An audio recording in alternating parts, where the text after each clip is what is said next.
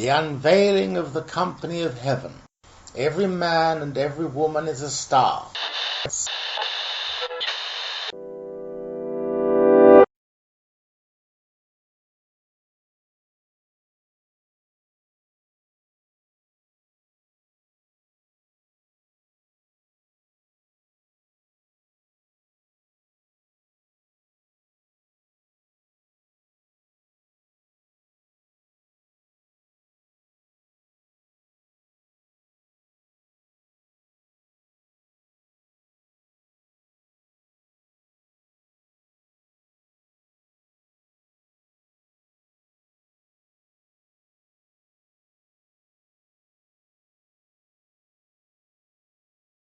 Hello, everyone, and welcome to the Free Radical Media Podcast.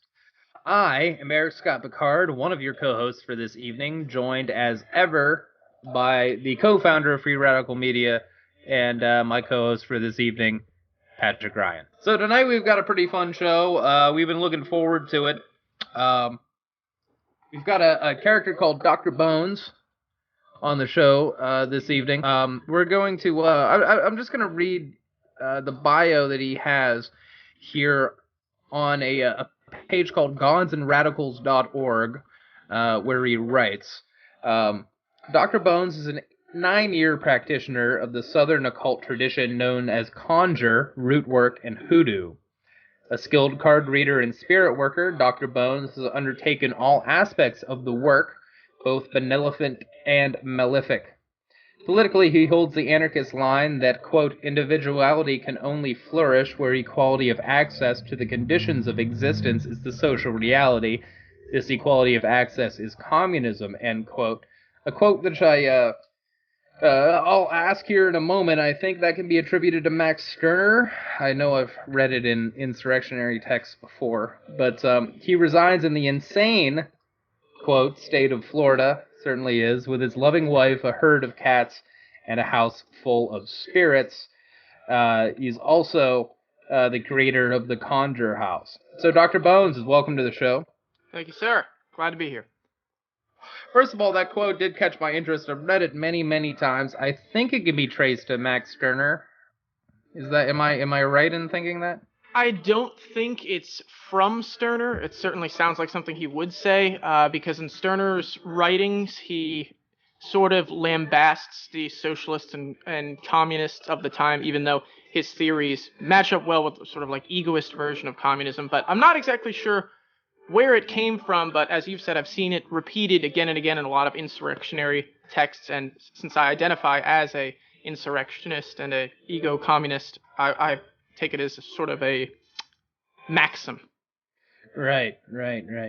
Yeah, that might be one of those quotes that just has no real source, or it's probably sourced in a collective somewhere, you know. But I guess first of all, I want to talk about this webpage Gods and Radicals a little bit, because I've only become aware of it in the last week or so, Sure. And I've really been impressed by it. You write for them. You're a contributor, right? Yes. Yes. How do you think this came to be? Because it seems to me like a lot of the work we do with Free Radical Media, we talk a lot about, new spiritual movements, right? Which are essentially getting back to old spiritual movements, etc. And we talk about radical politics a lot, and it feels like this is a melting pot, like what we're trying to build here. It seems like such a natural melding. I think it's really something that the occult and magical community is sort of coming into its own. You had the text Apocalyptic Witchcraft, which really, I think, was sort of like the big alarm that, hey, we claim to do all these things, and all around us the earth is dying and corporations are getting away with everything. Something needs to be done. What's interesting is in my own life, I was sort of struggling with this connection between the political and the sort of spiritual worlds. I would sort of become extremely impassioned with political work for a month, and then extremely impassioned with religious work, and the two sort of never met. And I was in this sort of weird synthesis point in my life where I was trying to figure out how to combine the two, and then I saw Gods and Radicals, read the articles, was extremely impressed, and wrote and said, I have to be a part of this. I've got to be a part of this. This is right up my alley. Submitted some things, and then I was made one of the contributors, and I've been with them since then. It's a fantastic website. The writers there are excellent, and I think Gods and Radicals right now is unique in the fact that it's sort of really explicitly stating the anti-capitalist stance, which I think is inherent in the sort of pagan community, and in sort of bringing theories and ideas into wider acceptance and knowledge that a lot of people may not have known otherwise. I agree. And especially if we look at paganism, paganism, of course, predates capitalism. Mm-hmm. And it didn't grow with capitalism like a lot of the larger Western religions have done. Mm-hmm. Right? Like Christianity, of course, Protestant Christianity deeply angled with the capitalist system. Absolutely. Max Weber's work on the Protestant work ethic under capitalism, I think it's excellent work. And it's interesting that it was so easy to take this invisible God figure that you needed to constantly obey, and it became the boss, it became the governor, it became the king. It was just the perfect sort of value system, and I think the state and the markets basically exploited it to its fullest extent.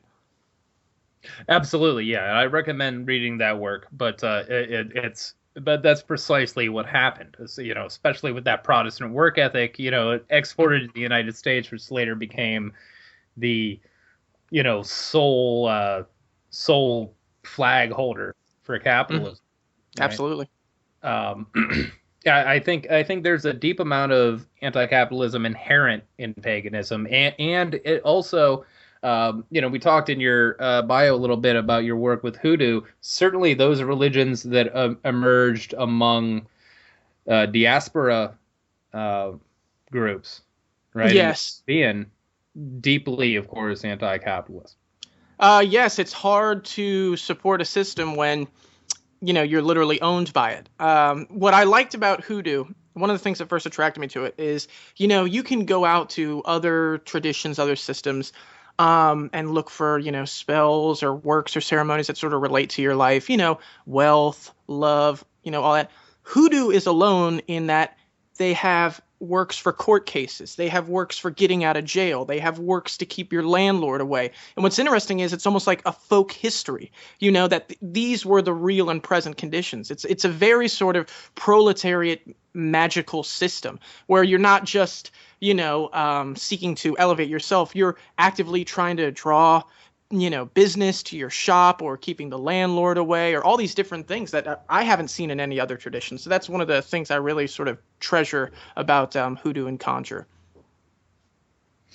Yeah. I think that's a good point too. It is kind of a folk history. When you're among a diaspora population, when you're among a poor population, what do you need, right? Mm-hmm. You need to be able to do well in a court case. You need to keep your landlord off your property. You need these things, right? Mm-hmm. And you have no power. Mm-hmm. Okay, you have no power in terms of wealth, mm-hmm. right? So, whatever people think about magic, right? Mm-hmm. Obviously, you're going to use whatever recourse that you can, and it kind of the fact that those things exist kind of documents the situation of poor folks, over the last 500 or so years. Absolutely. And I think one of the interesting things is that in the sort of magical community, if we're looking at a sort of history, there's a very clear break on a class line.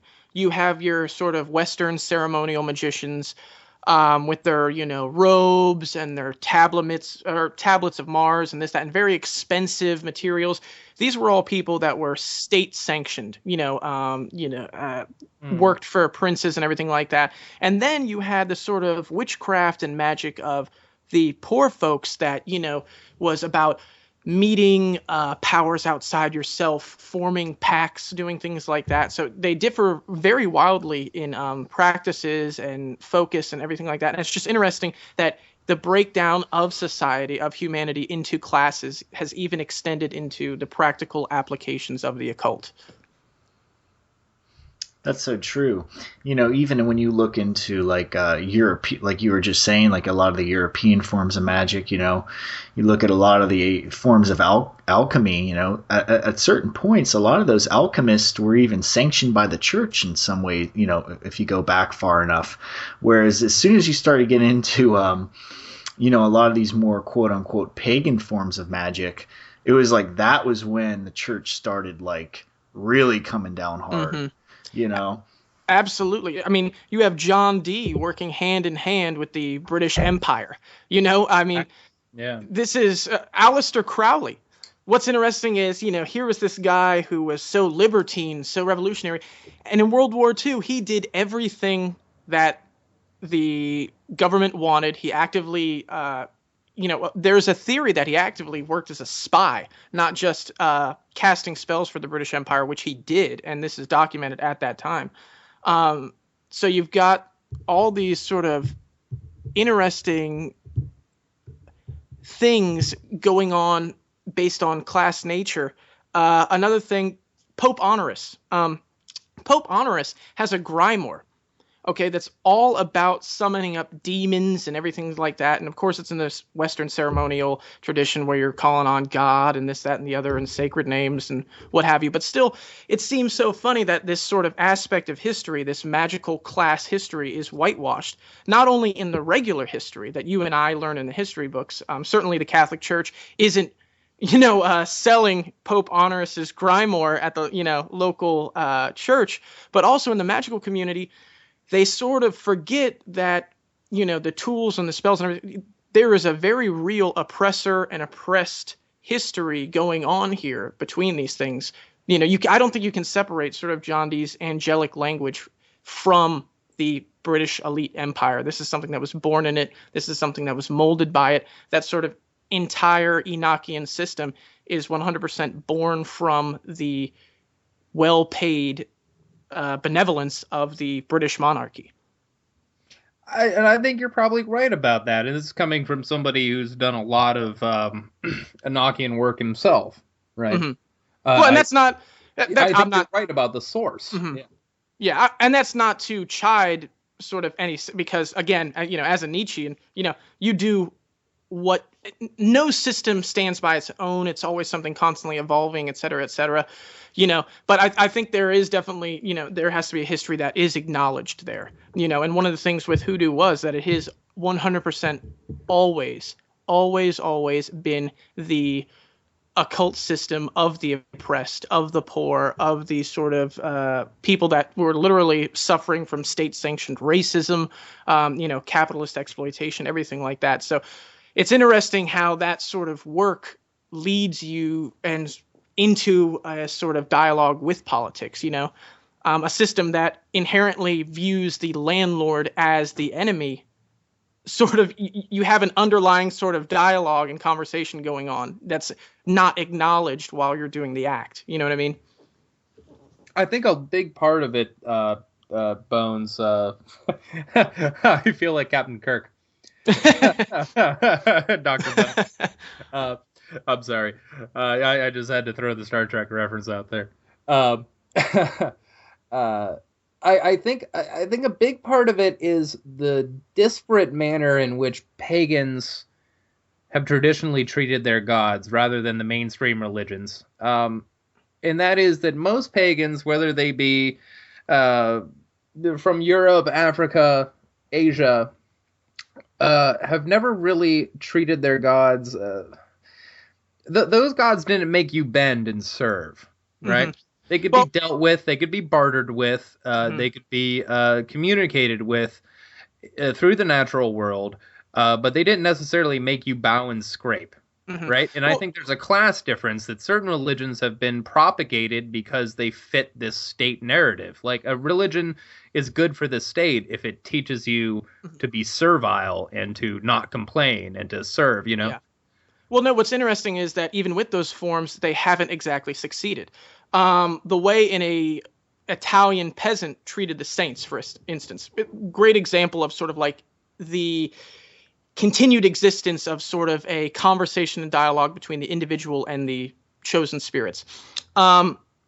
in Europe, amongst sort of folk Christianity, if a saint doesn't do what you ask it to do, you do something to the saint. So if you're praying to St. Anthony and he's not helping you find something that's lost, you take his card and turn it upside down. Or there's even reports of entire villages taking the statue of a saint and turning it upside down and putting it in the mud in a river to sort of put pain on the saint to get things done.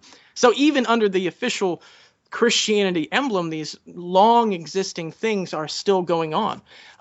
Even alongside it, it's almost like, even though they try to propagate a narrative, people keep finding out that the spirits are things that can sort of be worked with, be influenced with, you know what I mean? So even to the best of their ability to say, treat these beings with reverence, they're above you.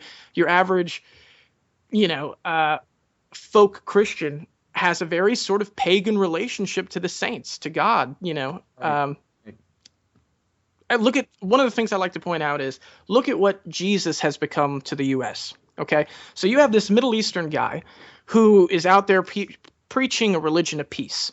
Give up everything, follow me. You're turn the other cheek, right? And in the United States, you have these people that are actively praying for God to give people cancer. Like, they are actively praying for it. They are calling on Jesus to help them kill abortion providers. He's become this sort of like warrior, moral god, sort of almost like taking a step into sort of like almost an Odinist or Thorish vehicle. Yeah.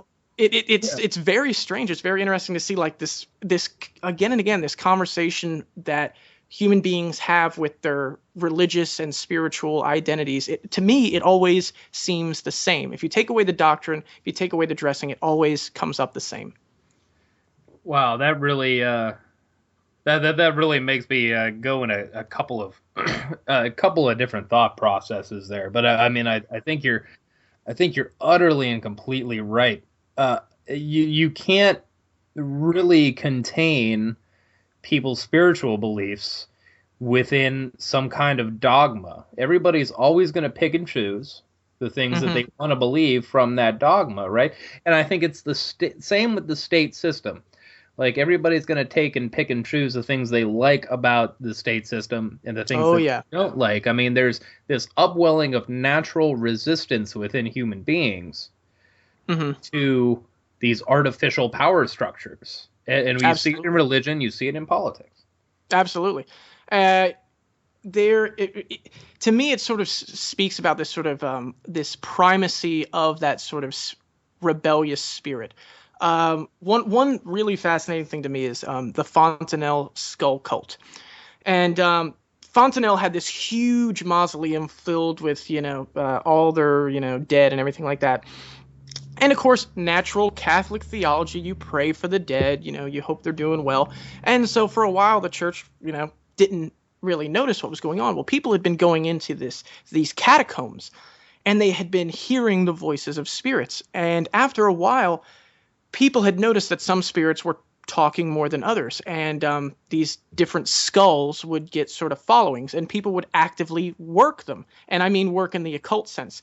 So you would have this mausoleum full of, dead Catholics, right? And you'd have full people who would call themselves good Catholics. They're praying the rosary. They're doing all this, going in to a particular skull that they had heard in the village was very good at, let's say, fixing marriages. And they would go there with their holy water and things like that. And they would, pray that this spirit, specifically the spirit of this dead person, could help them do this thing.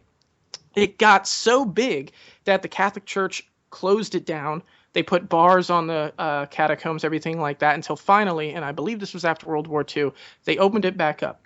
What was interesting was a woman who wasn't necessarily a big follower of the skull cult began to hear someone calling her name. So she goes in and she ran to the spot where she was hearing this voice, and it was one of the skulls that her family previously had worked with. So again, in this little story, you have a dogmatic sort of overseer church state apparatus that is actively ignored in regards to human needs.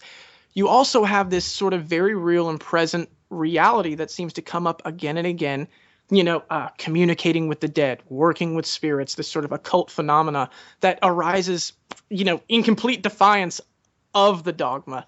And you have it in an almost objective sense because you have people that have had no connection to it coming in, visiting skulls that they did not know that their family was connected to. There's this underlying unseen reality, and you can put whatever human politics on top of it, and it's not going to go away.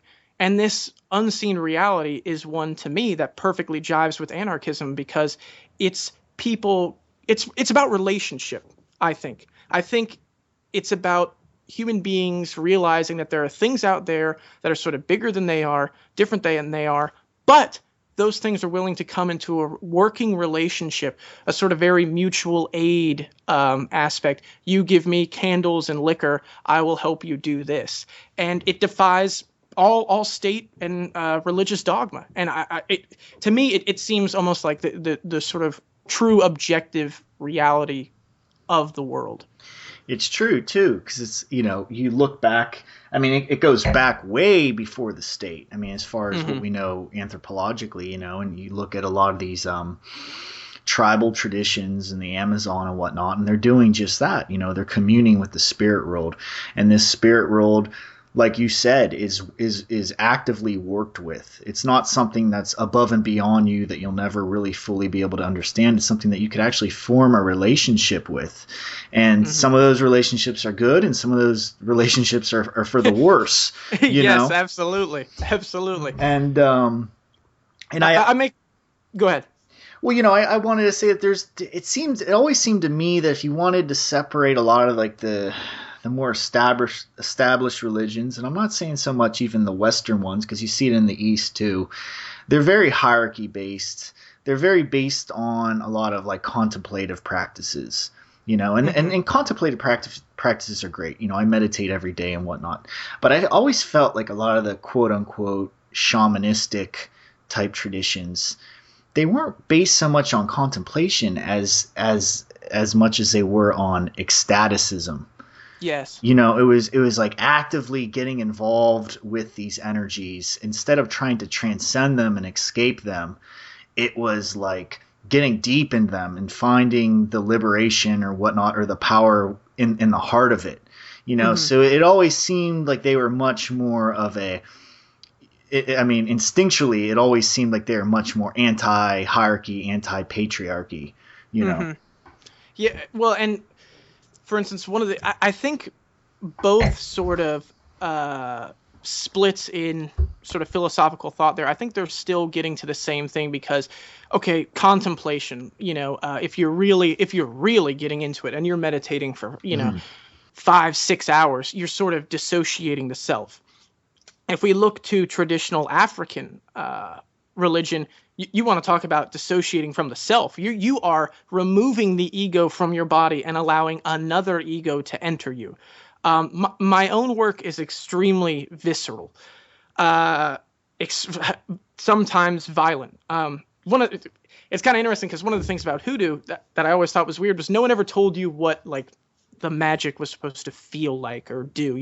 In Wicca you have these nice little rhymes and stuff like that, but in hoodoo no one says, and then you say this, then this happens, then you say that. So I sort of found my own way, and it ended up being very, very ecstatic, very strange. I'll know when I'm really getting into it because my body starts to shake and writhe. My wife does not come upstairs when I'm doing stuff like that because my voice changes, and she's heard multiple different kinds of voices, and so it kind of scares her a bit there. But it's in those moments where you're no longer yourself, where your body is sort of not 100% your own, that you get into this sort of, I would say it's the same sort of state that you do reach in like really truly deep contemplation, where I can't really describe it. It's almost like your ego self touches something other. You know what I mean? I can't tell you how many times I've been in the middle of chanting and, I'm burning these herbs and burning these candles, and it's not me. And I'm just sitting there watching, feeling sort of this weird, almost body high from it, you know what I mean? And just watching like, this is very interesting. And at the same time, I'll get all these weird thoughts like, tomorrow it's going to rain. And sure it does, sure enough it does. It feels like your ego is sort of being pulled out, put in this other place where you have access to all this sorts of different information. I've done spell work sometimes, and when I'm in this sort of dissociative state, I get completely new recipes for, mojo bags or candle out of nowhere. I mean, completely told to me. It's a very, very interesting thing. And but again, I think those visceral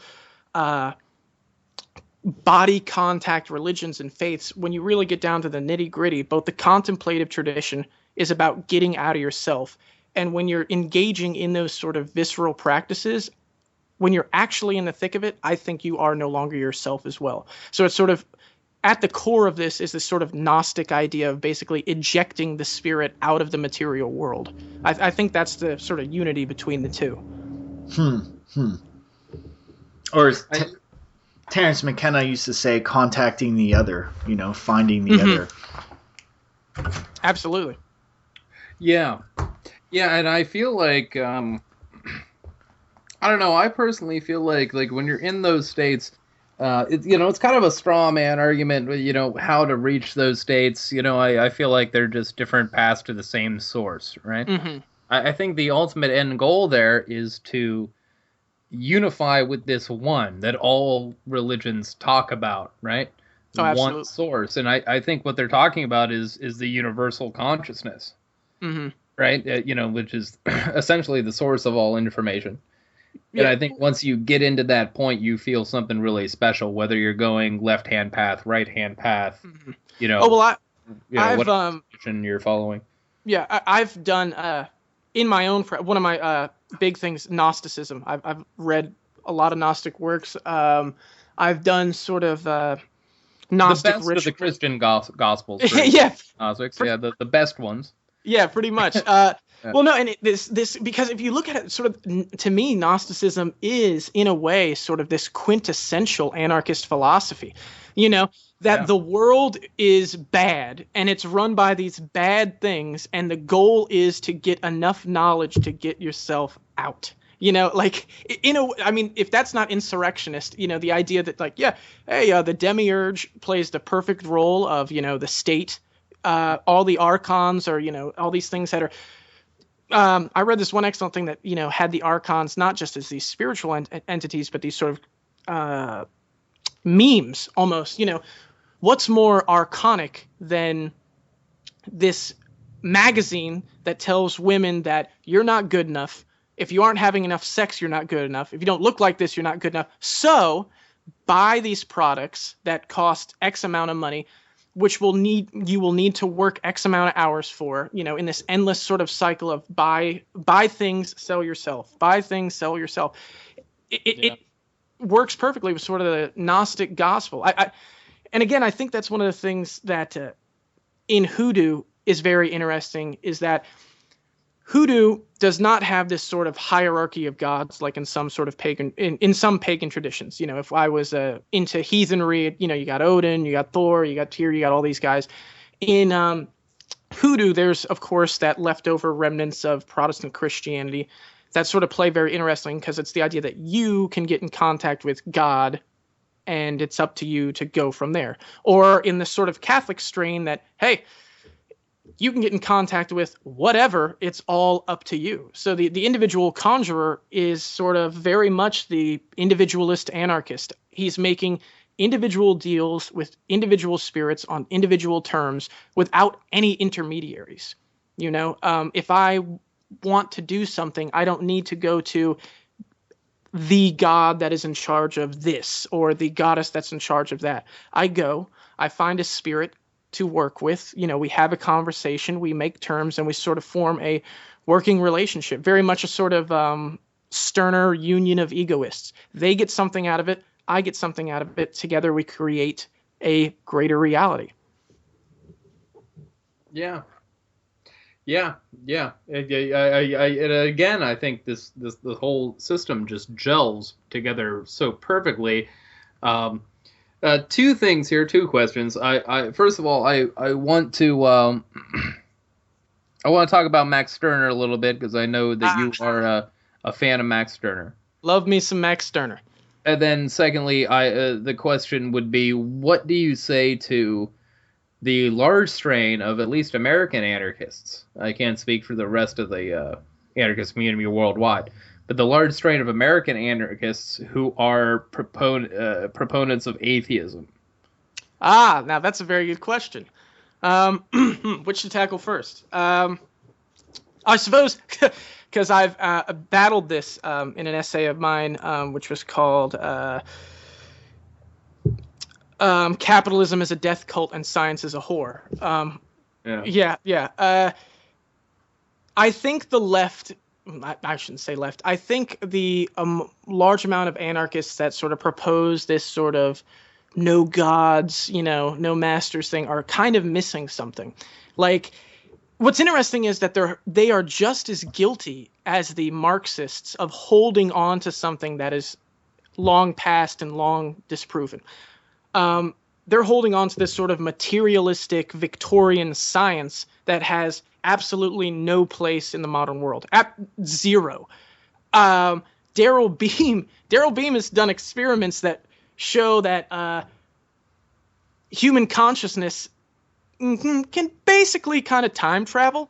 You have the CIA that had all the remote viewing experiments that were all pretty successful. They only shut the program down when one of the viewers was going to publish a book. So this sort of hardline atheistic materialistic philosophy doesn't add up to the facts. It doesn't. They're sort of latching on to this weird scientism, to where it's all this, Neil deGrasse Tyson is, Jesus and, all these different things, and we're smart, you're stupid. When in reality, you can be like, well, there's actually quite a bit of evidence for psychic phenomena. They don't want, that's pseudoscience. Really? Well, I have some data that proves it's not, but they don't want to look at it. So in a way, they're sort of self-censoring themselves. What's interesting is that, and again, this sort of flows into Stirner, is that they're stuck with this fixed idea. They're not really thinking about this. I can show them this data. Daryl Beam has done tons of experiments. One of his big experiments was he had college students look at this computer screen. And this computer screen had sort of a bank of images it would display that it would randomly select. Some of them, the majority of them were pretty banal. But some of them were extremely violent or extremely sexual. And he had these kids hooked up to sort of like an electro device where they're monitoring their brain waves or whatever.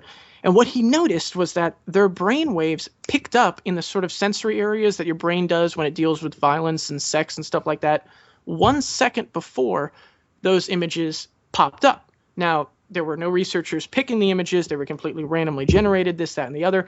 So he's done this experiment tons and tons of times, and it's the same thing. These people are sort of getting a sort of precognitive effect of that image. He's done the experiment numerous times. All the data's there, and you can give this to people, and you can put it in their hands, and they will not look at it because they have this fixed idea that anything that stinks of quote-unquote pseudoscience is bad, and it's automatically wrong, and anyone who proposes it is bad and is wrong. I think that anarchism is missing something gigantic by taking this sort of atheistic tinge. You're basically divorcing yourself from half of reality. What's funny is the Soviet Union, who's was totally atheist, whatever, was one of the biggest researchers into parapsychology. In fact, the sole reason that the CIA had a remote viewing program was because they were worried. Felt like they had to. Yeah, Cold War. Exactly. Yeah. It hasn't disappeared because Vladimir Putin has Alexander Dugin on his staff. Alexander Dugin is not only, I would say, a fascist, but is a well-known, I would label him a chaos magician. Like, he's published in occult journals. He's done this. He is literally Putin's Rasputin. So if this thing is just, all fake, if we're all just lying, it's kind of funny that Putin trusts it enough to basically have the guy paid on staff to sort of guide his decisions and help him along. It's interesting because Putin is ostensibly a born-again Christian.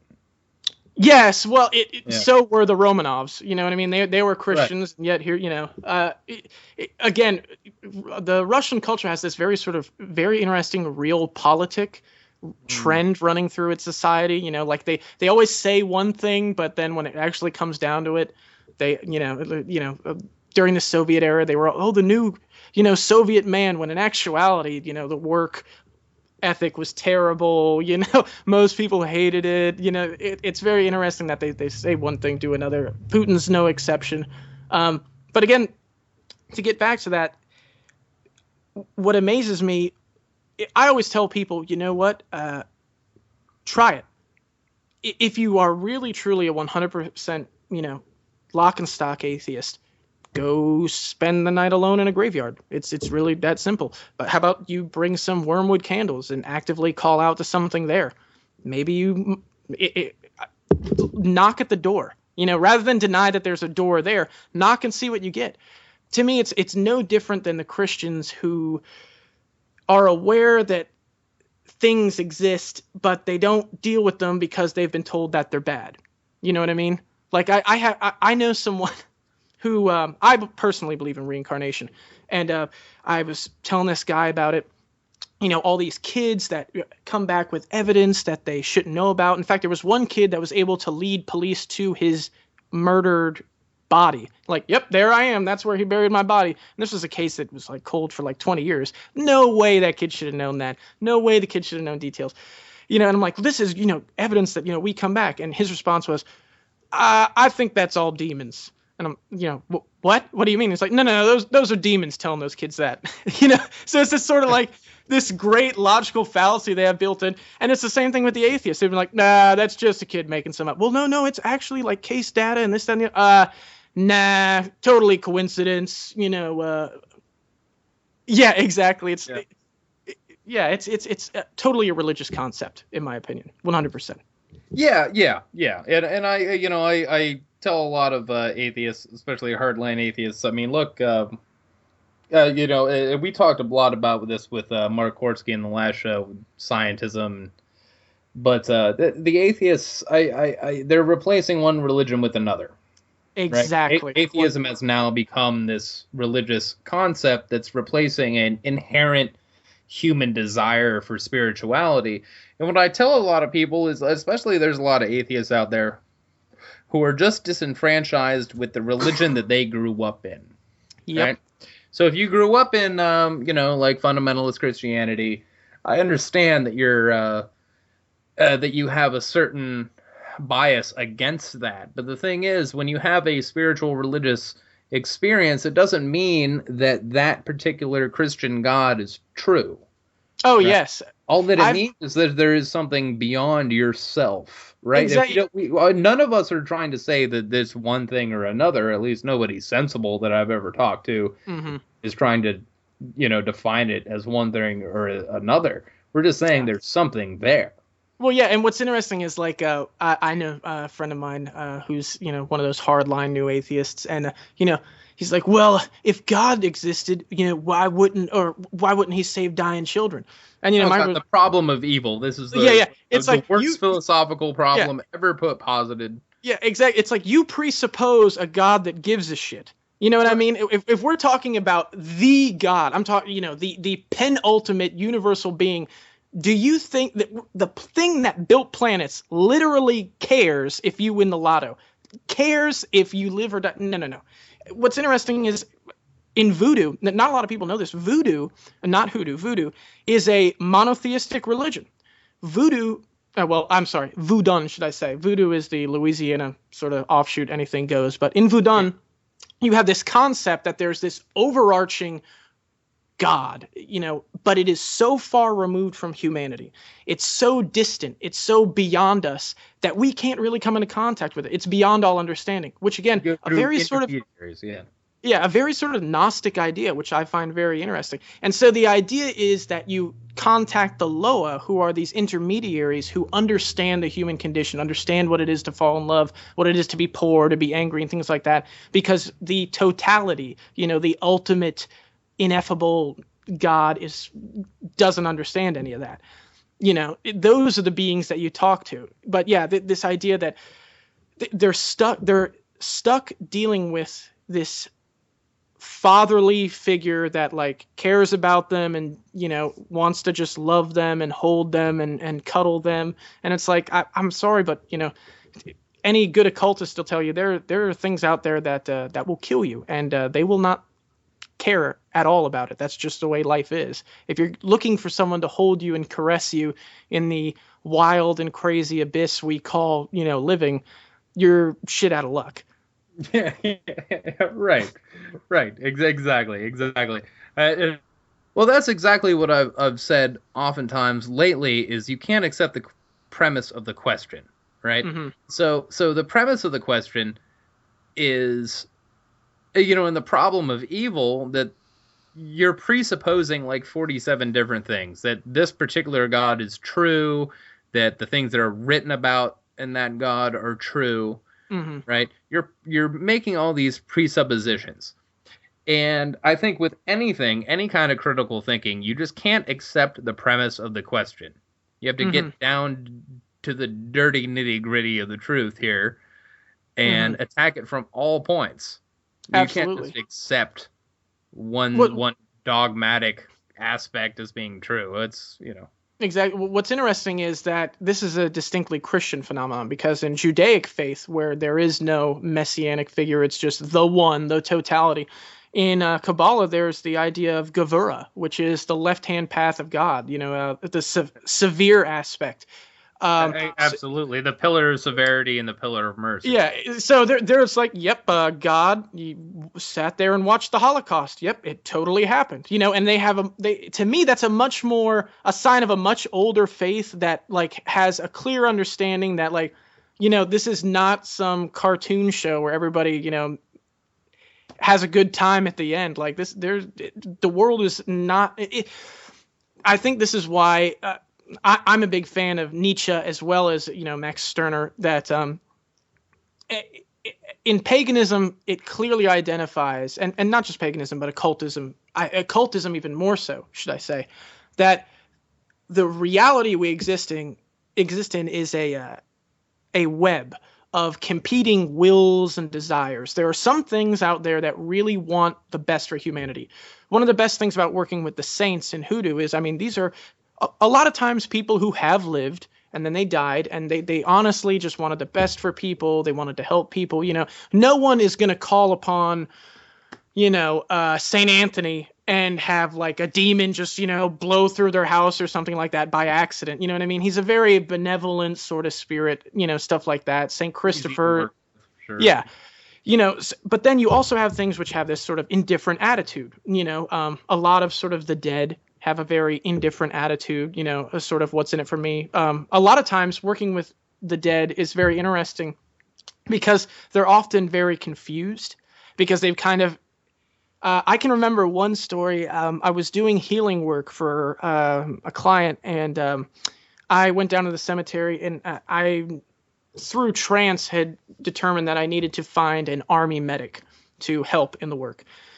So I go there and I find an army medic that wasn't just an army medic, he was also a chaplain. I'm like, oh, perfect. This guy like understands like religion. He healed people. Perfect. So, I do the work and sort of summon up the spirit. And the first 20 minutes were just abject 100% confusion. Like, who are you? Where am I? What is this? Why are you doing this? I don't understand. And it was a very interesting conversation, sort of trying to make clear, like, yes, I just need you to like pray if you could and do this. And it's, going through this, and you'll find larger powers that are like that too, that are very sort of indifferent or confused about humanity. One time I was doing a shamanic exercise and I had sort of like gone out of my body, and I was trying to speak to the clouds to try to get more rain for my garden. And I'll never forget the first thing the cloud said was, "You guys are alive down there? Like, who really?" Like, in a way, it was so interesting that we appeared sort of to them as they appear to us. It's just sort of this byproduct sort of thing that hangs out there and does stuff, which of course, could all be my subjective experience, et cetera, et cetera. But sure. But you do have, and again, I say this is the true mark of any one that's really done the work, because anyone that's really done the work always has a bad story. There was always something that went wrong, or you came into contact with something that you were really worried about. And there are things out there that are not your friends. They don't care about you. They don't want anything good for you. And they'll either actively feed on you or just mess with you for their own amusement, because to them it's a game.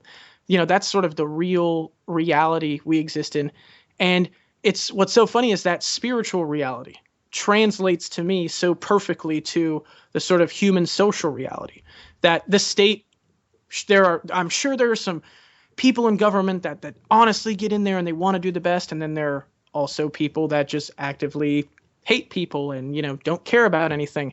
Cops, great example. I was going to say, there's cops that, there's cops who got into it for the good reasons, but yeah. And yet the funny thing is that those good ones just never seem to get around to policing the bad ones, Exactly. But yeah. So it's a very sort of, again, this sort of interesting parallel between the spiritual reality and the human social reality, that if you just get rid of this idea that all of this is some grand, beautiful thing, and it's only our individual sins that are messing it up. And if you sort of take that Gnostic view that, no, actually, everything's kind of screwed. We're going to try to do the best we can here, but just remember, you're in the middle of a jungle here. Try to do well. The two go hand in hand, and I think that's one of the things that's sort of coming to the forefront now with these magical people sort of diving into politics. They're sort of taking that realization that powers are out there. Not all of them are good, and some of them actively make laws for us. Now, wouldn't you say that's sort of your view as far as, your shamanic exercises and whatnot? Isn't that the antithesis to the idea of the Godhead? In a certain sense? In what way? Well, I mean, if we're in this sort of web of all these different, spiritual entities, all sort of with their own motives and their own sort of attitudes towards humanity, without any sort of overarching force, sort of, because if you look at any mainstream religious tradition, really, for the most part, they all have the idea of this of God or Godhead or whatever you want to call it, Yahweh. I mean, even in Buddhism, which is pretty secular for being a religion for the most part, it'll say the fundamental nature of reality is like infinite light or infinite love or whatever. And I totally agree that there's other spectrums of reality, but I can't honestly say that at its core essence, it's all just infinite love. And oh, exactly. Well, I think, again, I've had some experiences where I've sort of have sort of come close to sort of touching that sort of ineffable one. And again, if you go to the Gnostics, they write the ineffable, the undescribable, the unknowable one. I think that's closer to what the Godhead is. And again, I think, and Nietzsche covered this, obviously masterfully, that the guiding force of life is not I love you. It's not. In my experience, it's, to use the Nietzschean term, the will to power. And what Nietzsche, when he said will to power, it wasn't, the will for hierarchy or domination. Wille zur Macht can also mean the will to create, the will to manifest. And in my eyes, this entire sort of web exists as a way for these individual intelligences to further grow and develop.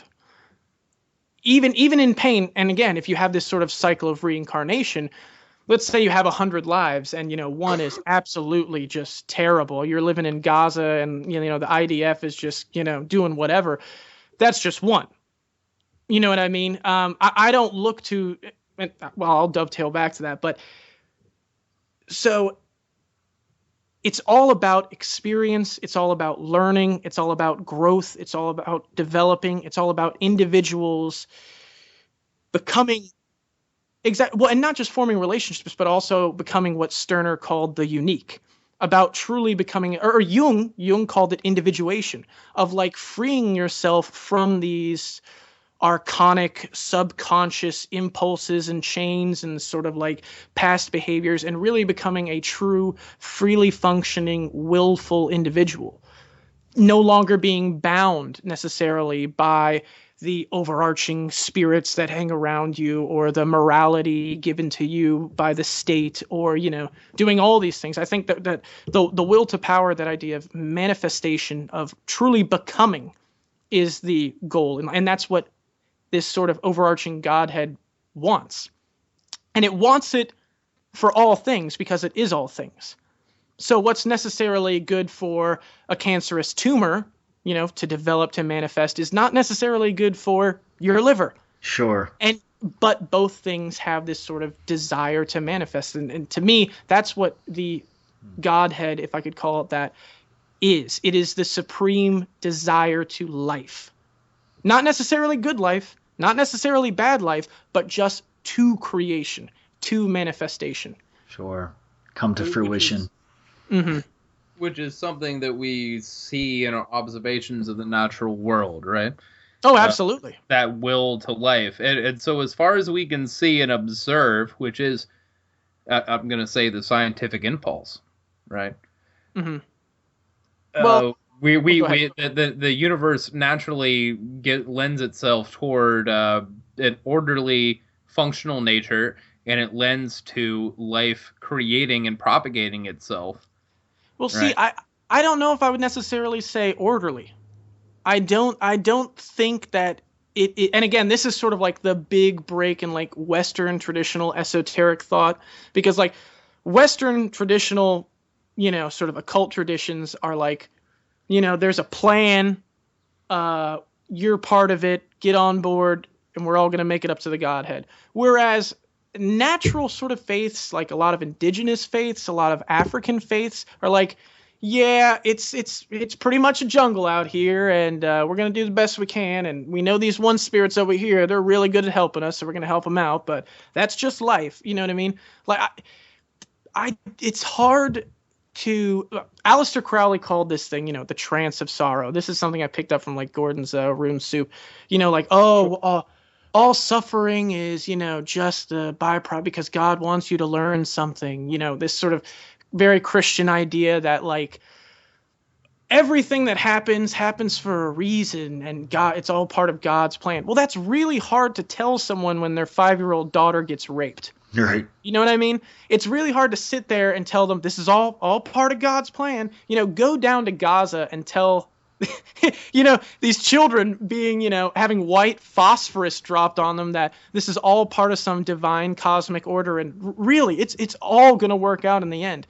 I don't think there is this order to it. I think it's a matter of will. I think it's a competing field of wills to seek manifestation, to grow, develop, and that's just what it is. And it's some days it's going to be this, some days it's going to be that. And I think that the Godhead is totally fine with that. As long as things are moving along, manifesting, growing, you know, it's going to continue on that way. I wouldn't necessarily call it a distinct order.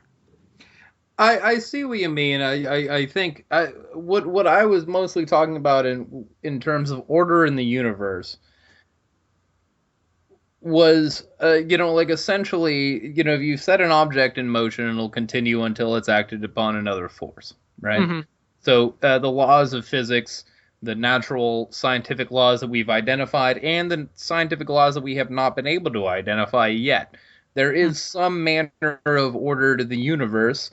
Unless acted upon by conscious force. And I think that's an important distinction there. One that I often make is that the only beings capable of acting on the universe in a manner that'll change it are conscious beings, right? Mm-hmm. So absolutely. If you're sitting on Gaza getting hit by, you know, bombs, you know, and being shot at, well, this is because of, you know, in that case, it's part of the apartheid system of the state of Israel and the notions of power that have been wrought by state institutions, human institutions, right? But you know those states, that's conscious force, right? So the tides go in and out according to a natural order of the universe. You know, that's scientific order. And I think that we should make the distinction between conscious decisions to do things to preserve the structures of power, privilege, and hierarchy, and the natural order of the universe. Well, I see. Again, you have to wonder this natural order. One thing that as an occultist, it's like you realize that these things. All right, let's take a typical Goetic Grimoire. You're summoning up this thing that is like has 50 legions of what have you or whatever. Do you think this thing is honestly just sitting on his ass when he's not being summoned by teenagers in their living rooms? Like, these things are forces in the natural world. There are definitely creatures and spirits and things like that are actively guiding and helping the IDF do what they do. Just as, you know what I mean? Like, so what's funny? Conscious force, you're saying, like many of these outside forces, external outsider forces. Yes. Are conscious forces acting on the universe.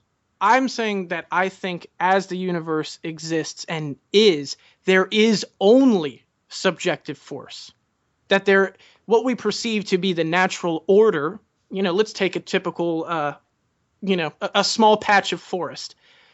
What we determine and you and I look at is the natural order, which again is, and Stirner covered this, a sort of interesting distinction that we are different from it. It's a very false distinction. You and I are part of the natural order as well. That natural order is a competition of wills. It's the tree growing and manifesting its roots as far as it can. It's the raccoon sleeping in the tree, getting the food that it can. It's the fox that wants to eat the small raccoons. All these things that we deem the natural order are actually they're all subjective wills, desires to manifestation, which again, all Nietzsche, Nietzsche right there. So what we deem to be natural order it's kind of interesting because humanity sort of rips itself away from the world around it. And like, we can call a old growth forest natural. And we can't call an overgrown parking lot where, the plants and shoots and everything like that natural. I would say that the second is just as natural as the first. There was this amazing area in town that was like this abandoned restaurant where, it seemed like the meadow had just overtaken it. So you had these plants just ripping through concrete. And it was a place of power, and it was a place I used, collected the dirt from. I began to know the spirits there that, it had this huge essence of rebellion, of breaking through things. And to me, it was very much the sort of natural will of life to growth. And in the end, all of that was destroyed. All of that was killed. All of those animals were kicked out of their homes to put up a Dunkin' Donuts. Where's the sort of grand design there? What am I supposed to promise these spirits? Like, that Dunkin' Donuts is part of the plan, man. Just, I'm sorry you have to die. Just, it's okay. People need their coffee, please. Well, it's part of the same will of power, though, right?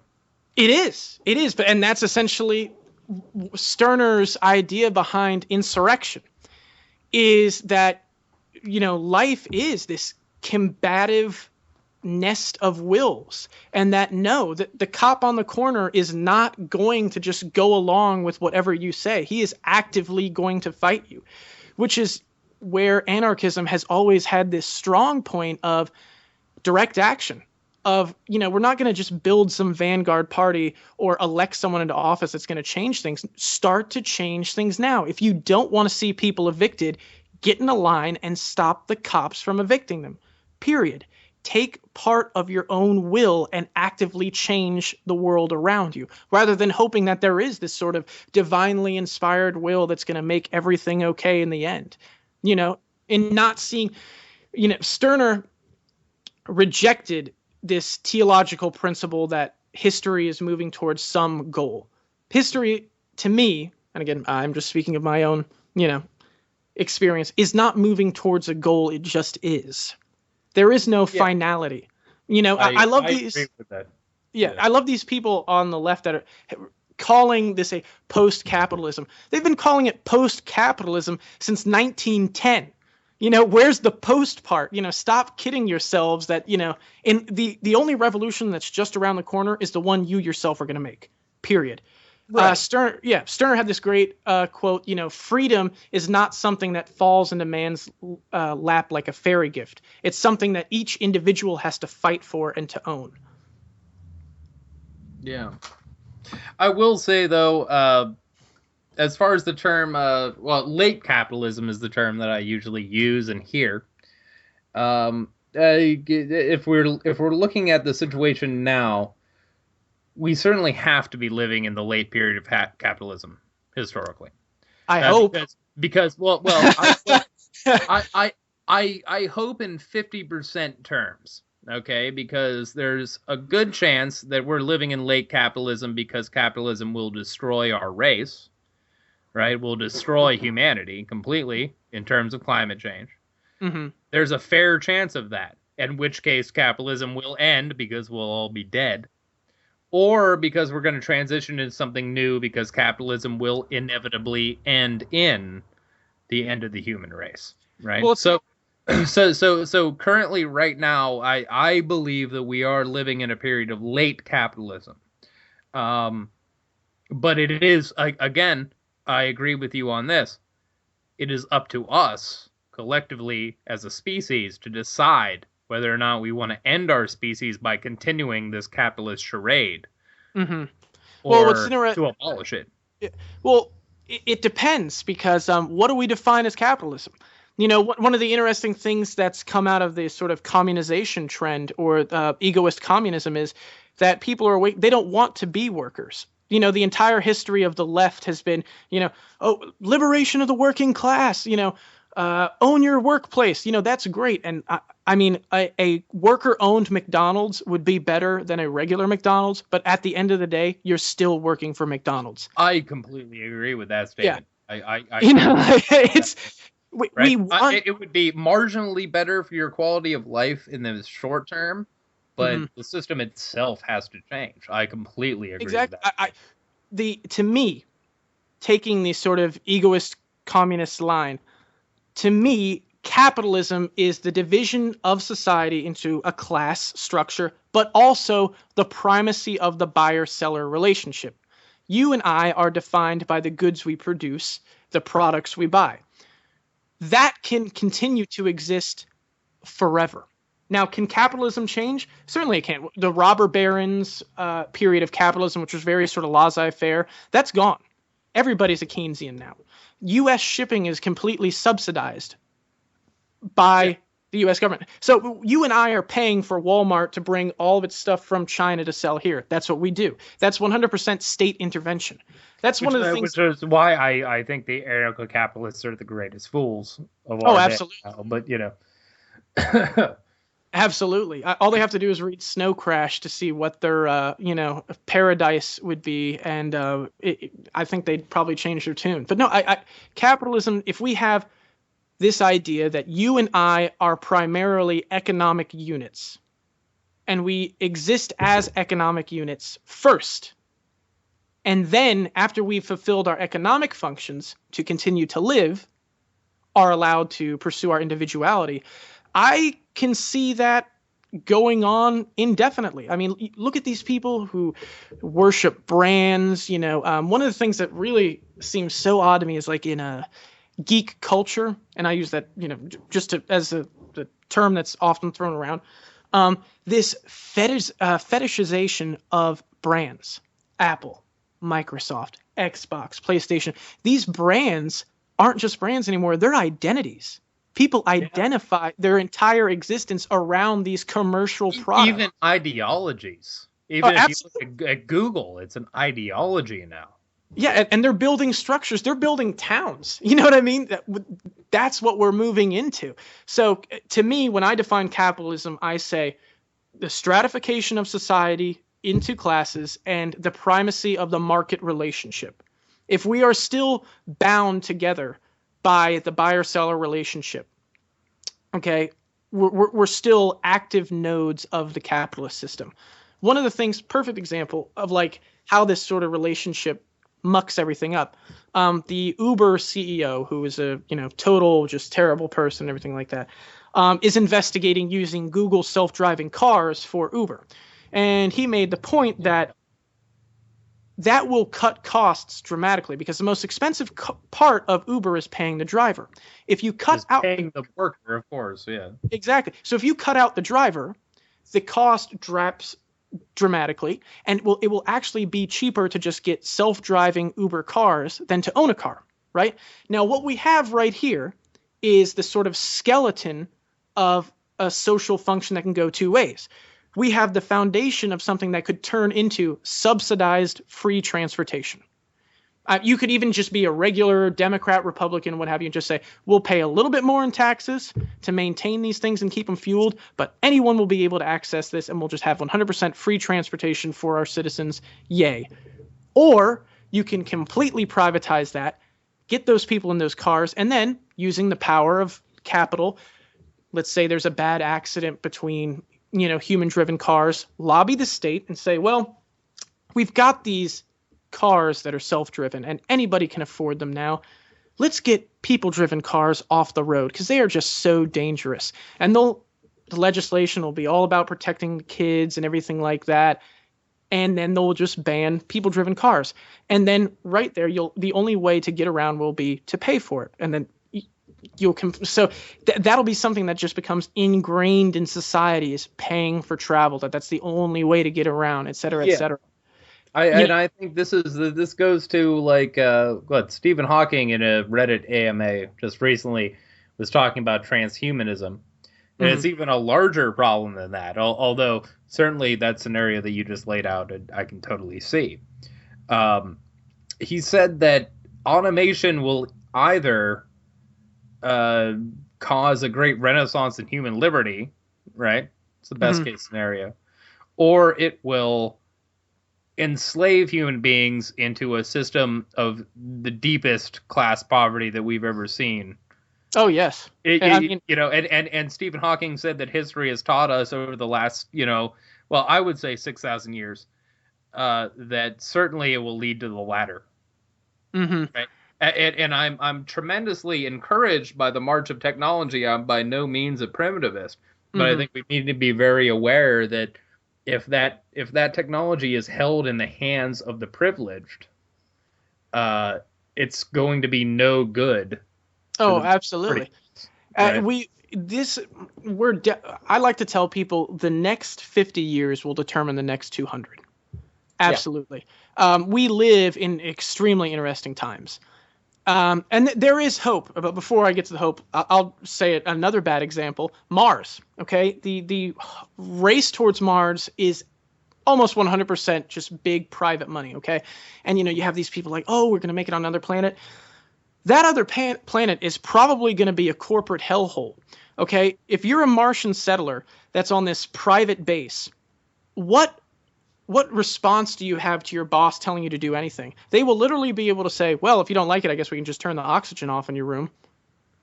Yeah, like there will be, and you will pay for that oxygen. And if you don't make enough money, they're going to cut it off. It'll be just as normal as your power or your water. You'll have to pay for oxygen. It's the worst than the company store. It's worse than the company store. Yeah, exactly. I have several friends who write sci-fi novels who would love that idea right now. Absolutely. I mean, it's definitely this horrifying, and the scariest thing, and I put this in another article because I wrote Who Will Be the Gods of Mars. To me, it's terrifying, absolutely terrifying, that you could have two camps of miners, one Chinese, one American, actively working for substandard wages to pull all this profit and all this value out of a planet and still be more loyal to governments that are 200 million miles away than each other. Like, we're not only going to go to Mars with capitalism, we're going to go with our flags. America will be so far distant and away from you, and yet you'll still have these people that will fetishize the state, fetishize the nation. Oh, don't trust those people over there. They're Norwegians. You know how they are. On a completely different planet where it literally doesn't matter. And they'll still be working for corporations. They'll still be working for wages. They'll still be in substandard living conditions. And the best part, it'll be dressed up as some grand completement of some human dream that we've done it, guys, with the strength of private industry and a strong state. We've made it to another planet. Now, just go back to the mine, please, for your 16-hour day. We're glad you can be a part of this. Do your part. We need you here. And that's terrifying. Isn't that the most pathetic metaphor you've ever heard for the absurdity of the capitalist system? Absolutely. Isn't that the best argument for anarchism you've ever heard? Absolutely. Absolutely. That's fantastic.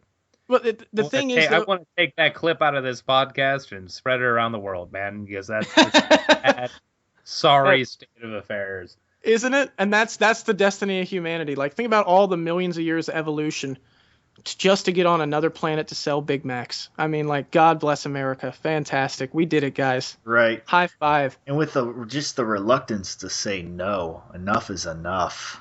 Yeah. Well, what's interesting is, and this is why I still have hope, we're seeing some very interesting things out in the world of people saying no. The Zapatistas are still going strong. They're getting even better. You have the cantons of Rojava. I mean, that's a huge thing. And then in Greece, I watched this amazing video. I guess it was in Athens. There was like some kind of debt collection office, government owned, whatever. And remember, Syriza got elected. Oh, they were the big socialist hope, and they only ended up selling out Greece even harder. So a group of, I think, about 9 or 12 anarchists, they went in, dressed in black, motorcycle helmets with sledgehammers, and they smashed all the computer equipment. They destroyed everything. And the funny part was the workers who were there that were working for the state just stood on the walls and let it happen. No one lifted a finger. They just went in, they destroyed everything, and then they walked out calmly. And they all thought they'd get off work, man. Yeah. But in that moment, more was done for the Greek people than anything Syriza has accomplished whatsoever. And it was all because the people said, you know what? Let's do something that's actively going to affect our lives right now. We're not subjects. We're not ruled people. We don't belong to anybody else. We're individuals. Let's influence our environment. Yeah. Well, it's certainly interesting. There's such a great anarchist movement in Greece. Mm-hmm. Greece being the birthplace of any kind of democracy. Yes. After the subjugation of people and enclosure that happened in Mesopotamia, Mm-hmm. private property. The first radical movements occurred in Greece, as far as we know from the historical record.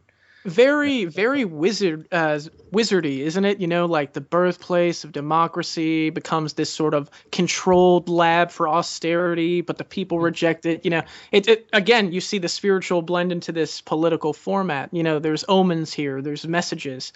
Right, there's this strange, repetitive narrative to history, man. There really is. And yeah, this is why I've always been interested in history. I'm a historian myself. Really? It's very strange. This repetitive, almost shamanic, prophetic 100%. nature of history. It really is. Absolutely. Yeah. Absolutely. When they say history repeats itself, I mean, this is not just a folk saying. I mean, this is something that's true. Oh yeah. Well, unless of course we end history and just kill everyone, which may very well happen. Very, very possible. Yeah. I mean, it is definitely what's interesting now is that you have the two teams lined up so clearly. You got the BRICS nations with Russia and China and everybody, and then you've got the U.S. with Israel and Saudi Arabia. I'm sure you saw the. Now there's riots in Saudi Arabia because of the recent executions. Which just expelled all their Iranian ambassadors. Yes. Yeah. Things are heating up. Like, this is definitely the game is on. Putin. What's interesting is a lot of the anti-EU parties, the far right nationalist parties in Europe, all have loans with Russian banks. Yeah. So Putin's playing this huge. He's playing a hand here, and Merkel knows that. It's very interesting. Again, these competing wills, these competing powers. The problem is that all of us get caught up in it, and a lot of us end up dying for it. But that where we are right now in history, and again, I think the sort of renaissance in occult thought, the renaissance in the occult thought, sort of combining with the political thought, we're right at the cusp of something new. I mean, with 3D printing. There's going to be an entirely new relation to humanity and its products. I think, again, Gordon from Rune Soup, I got this, that I think 40% of all customer service jobs are going to be eliminated in 10 years. What do you do with all those people? Those people got to eat, and they can't eat if they don't make money. I mean, that's going to happen. 3D printing is only going to get cheaper and cheaper. In China, they're experimenting with doing 3D printing for cars. Okay, you just put a whole dealership out of work. Like humanity is coming on to something, and the world and the states are struggling to grasp it. And it's in these moments. New solutions. Exactly. New solutions. Exactly. We can't trust the capitalists, obviously, because they want to eliminate all our jobs and lash us into a situation of slavery and ultimately death. And the far leftists seem to think that we're overpopulated and that half of us on the planet are going to have to die. I love that. I love that. That they all want us to die. What a great message. Like, come on, guys, the world will be better. Some of us will need to die, though. Let me be very clear about that. Who gets to die? Probably not me, but, it's going to be some of you. No wonder that movement never... Primitivism is such a dead end in anarchism. I mean... It is. I agree with you. But obviously I reach out. I definitely agree with a lot of primitivist positions, but I can't ultimately take that course or the transhumanist course. 100%. Well, yeah, it's a balance. You don't need to be, again, this, Stirner right here, it's a religious concept. It's a spook. You have the people that think nature just is this primeval, just wonderful, beautiful thing that if we just all get back to it, everything will take care of itself. Well, no. Just ask any animal. Ask the armadillos in Florida how well they've done dealing with, travel, with primitivism is a religious concept. It is the deification of an order that doesn't exist. Okay, because nature itself is just this collusion of wills and combat and desires and hunger and everything like that. It didn't work out great for the peasants in the Middle Ages. It didn't work out great for, like you said, the Sumerians. Are there indigenous tribes who live pretty good, happy lives? Yes, absolutely. They're very small. They live precarious lives. And if the rain doesn't come one year, they die. That's what it is. That's just the way it is. With the transhumanists, you have this worship. I mean, absolute, total. You know what it reminds me of? Are you familiar with like Warhammer 40K? Sure. Warhammer 40K, a sci-fi game, and yeah. Well, in it they have the mechanic, the Adeptus Mechanicus, which are like these like holdovers from humanity's glory era that worship machines, and like they jam as much machine parts into their bodies and everything because they consider the flesh weak and the machines are the better, of everything because they can outperform humanity and everything like that. So it's this just overly religious idea. And again, to get back to class, you want to talk about something frightening. Now, the Mars thing was frightening enough. Now, imagine a world where I think with transhumanism, there's going to be two strains, a mechanical one and a biological one. Imagine you have a child and a wealthy family has a child. Now, you have what we'll call an organic baby. Genetics, you have a kid, right? The wealthy family will be able to pay doctors and scientists to make sure that their kid looks good, that's all good and well, but that kid can run 25% faster than your average human. Let's say they're also cancer resistant. Let's say they also tweak their genes to where he's physically stronger, that he has increased brain function, something you can't even compete with. So with all of these options out there for money, the wealthy will become almost practically an entirely different species that will be genetically predisposed to be better than your average human. It's one thing to rebel against the wealthy now. It's another thing to rebel against the wealthy when someone flicks his finger, it can break your rib cage. You know, that's an even more horrifying idea. When they ultimately become when we become different races. Yes, absolutely. I mean, that's, again, the future has the potential to be absolutely glorious or absolutely terrifying.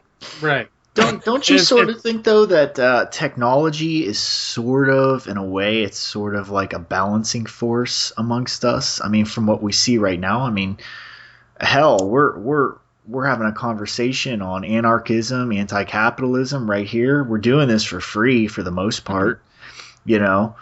Yeah. These ideas would have been a hell of a lot harder to spread and disseminate 200 years ago. Oh, absolutely. You know what I mean? I think technology, and I think this is the proper line for it, is a tool, and it can be wielded by anybody. Now, right. Absolutely, us having this conversation, I remember watching I went downtown, and my friend of mine likes to drink kava. And we went to this kava bar, and I don't know how, but they had a live feed from Syria on the big screen. And you would have thought that it was a football game. Like, there was they were switching in between GoPro videos on tanks. And so you were just all real time watching Syrian tanks come in, shooting at these different positions. And it was being discussed like it was a football game. It was surreal. You know, I can remember watching the Syrian civil war, the bombs being dropped and everything by people on their cell phones being recorded live. And I turned to my wife and I said, "We are in the future. Like, this is insane. I'm watching these things happen as they are going on." Yes, that's all good and well. But technology is not a standalone thing. It is a byproduct of social conditions. Let's take, again, the Uber example. Perfect. You know, Uber could have came out as a sort of free, sort of collectivist thing. The workers, all the taxi drivers could contribute to a life insurance fund, and then, you know, wages could be split. That could have very well been how Uber was birthed. That's not how Uber came to be, because the social conditions determine that Uber would not be like that. The social conditions determining that things need to make money to exist. So the technology that you and I receive is always going to be tainted in this sort of capitalist mindset. You know, look at a nuclear power plant. A nuclear power plant is the perfect embodiment of, like, hierarchy. It is something that requires massive investment, which means a massive amount of capital, a large state apparatus to function, and a hierarchical system, because you don't want just anyone near a nuclear reactor. You need trained professionals that have to go to certain schools that they can afford to get these degrees, et cetera, et cetera. So the technology itself is part of the hierarchical system. It's formed by it. It's molded by it. We exist in it. We breathe it. So there's this interesting flow between society and technology, just constantly ever evolving. So I think technology can be a liberatory force. It can also be an oppressive force. I think you're totally right about that. I mean, technology certainly. I mean, again, we have to look at things necessarily in a gray area, right? Mm-hmm, absolutely. Technology has been fantastic for the human race. It's also been used by our power structures to subjugate and enslave. Absolutely. Right. So there's no reason to think that won't happen in the future. And humanity seems to have this problem with catching up with its technology. I think the perfect metaphor for that is in World War I, when the machine gun was, out. They were still having troops march in horizontal lines in front of machine guns, and they would literally watch them get up out of the trench, go out, and just get wiped out. And instead of someone saying, this is insane, this is just a slaughter, because you had to obey those orders, they would call up the next line, and the next line would get up, they'd go over the trench, and they would just get mowed down. And again, this just humanity not being able to react efficiently or properly to the technology as it exists. It's just something we do. Yeah, exactly. But, as ever, it has been too short a time. Indeed. But, we've got to tie this on up. Dr. Bones, why don't you give our listeners some of your contact information, some of your biographical information, so they can contact you, get a hold of you, follow some of the things that you've done. Sure. The best way to get a hold of me probably is on Facebook at the facebook.com/The Conjure House. I write for godsandradicals.org. You can see my stuff up there. Every now and then I do something for disinfo.com. Those are the best places to reach me. And I always am happy to answer a question or, again, as a practicing conjurer, undertake client work given the proper circumstances. And as always, I would hope to see many listeners out in the street with a bandana around their face. I'll be out there too, and hopefully we'll build that insurrection. God knows I've been out there with a bandana on my face as well. That's a good thing. We'll certainly, I'm sure a lot of people listening right now are brought to us from disinformation, disinfo.com. It's a great source. You should definitely check that out. Dr. Bones, pleasure to talk to you, and I hope to talk to you again in the future. This has been the Free Radical Media Podcast, and you can find us on Facebook, Twitter, Tumblr, Instagram, and at our website at freeradicalmedia.net. I hope to hear from you all here soon. Please comment, share our links, talk to us, engage, and we will talk to you next time. This is Eric Scott Picard and Patrick Ryan. Good night, everybody. Night. All you have a good night.